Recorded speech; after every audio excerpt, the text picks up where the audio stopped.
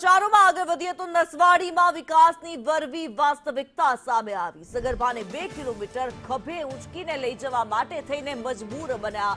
ડબ્બા ગામે સીતાવાડીમાં રસ્તાની હાલત બિસ્માર છે। આ રસ્તાના અભાવે એમ્બ્યુલન્સ પહોંચી ન શકી। ધારાસભ્યનું કહેવું છે કે ટેકરા ઉપર રસ્તો કોણ બનાવે। આ ધારાસભ્યનું નિવેદન છે। છેલ્લા 20 દિવસમાં 5મી ઘટના સામે આવી છે। सीतावाड़ी फळियो 2 किलोमीटर अंदर आवेलू है। जे मेन रस्तो पाको रस्तो है तई सुधी 2 किलोमीटर अंदर से तई 108 जई सकती नहीं। जे कुलजर है अमे बोलावीए त्यारे कुलजर से अहींया गामनी गाड़ीओ जई शके छे पण 108 पहोंचती नहीं। तेथी अमारे सगर्भा माता ने झोली बनावी का तो स्ट्रेचर में उचकीने लई जवुं पड़े छे। खूब ज जरूरी है कारण के अमारा गाम में जे मेन रस्ता थी થોડુંક જવાનું છે। અહીંયા ગાડી પણ જાય છે, 4 વ્હીલ પણ જાય છે, પણ 108 જઈ શકતી નથી કારણ કે કાચા રસ્તા હોવાના કારણે 108 જઈ શકતી નથી। તેથી સરકારને મારી એક જ વિનંતી છે કે તાત્કાલિક રસ્તા બનાવો। છોટાઉદેપુર જિલ્લાના નસવાડી તાલુકાના ડુંગર વિસ્તારના ડબ્બા ગામના સીતાવાડી ફળિયાના આ ગ્રામજનો છે।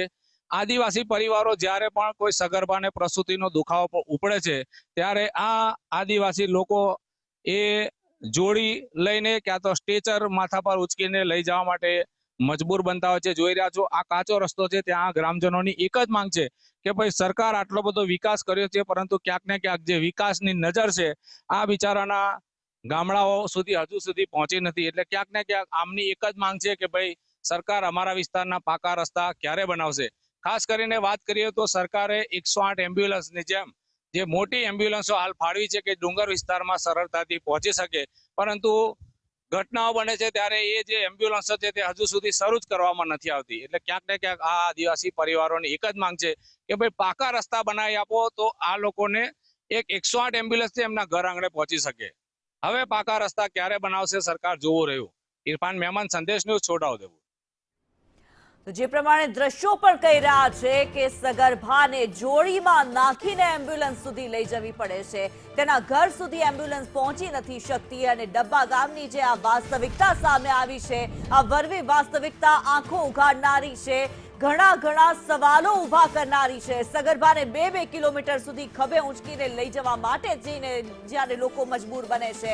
ડબ્બા ગામે સીતાવાડીમાં રસ્તાની હાલત બિસ્માર છે અને તેના રસ્તાના અભાવે એમ્બ્યુલન્સ પણ નથી પહોંચી શકતી।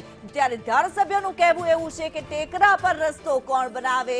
આવું નિવેદન જ્યારે ધારાસભ્ય આપે છે, બિનજવાબદારી ભર્યું આ નિવેદન છે, ત્યારે છેલ્લા 20 દિવસની અંદર આ 5મી ઘટના સામે આવી છે।